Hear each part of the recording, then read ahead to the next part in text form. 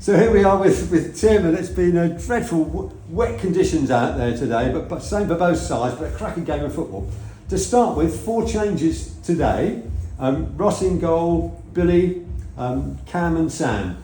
Yeah, after last week I think it said there'd probably be a few changes, just where our standards have dropped collectively. And you're always going to be unlucky to be maybe one of the ones that are left out, but the boys who have been watching were more than deserving of their places back in the side. And I thought even Scory was probably a bit unlucky to start on the bench, but great to see him come on and have a great contribution as well.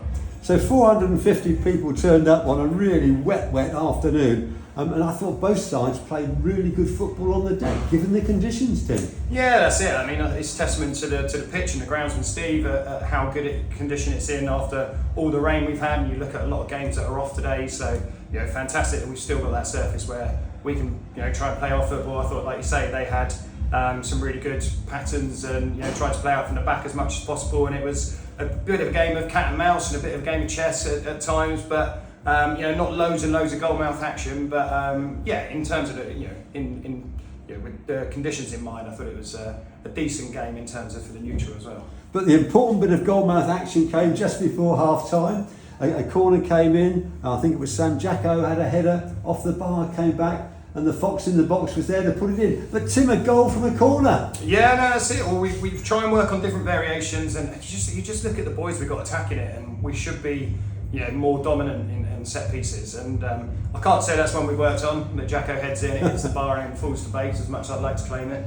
But just nice to see that bit of belief that it's actually going to happen from a set piece. And like you say, it's the crucial moment, and those sorts of things like corners and free kicks often are. Okay, so what did we say to the boys at half time? I think for us it was just making sure that our press on them was right, and that we weren't going chasing shadows and getting out of shape a little bit. Obviously, you always talk about the first 10 minutes and the reaction to make sure if the other team are losing, they're going to come out quickly. And just tidying up on a few things, how we could probably maybe hurt them a little bit more. But I was satisfied at half time without being overjoyed. And what about the second half? We didn't actually test their keeper.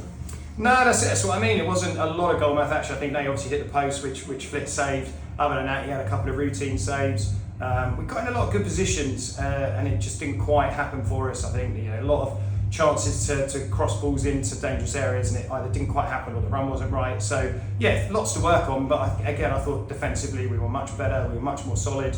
And sometimes the 1-0s can feel even more satisfying than the 4-0s in a weird way, because you've really had to graft in those last 10 minutes and work really hard for that clean sheet. Yes, so a clean sheet, I think. Oh, brilliant today, wasn't it? And to have Flitz in goal again.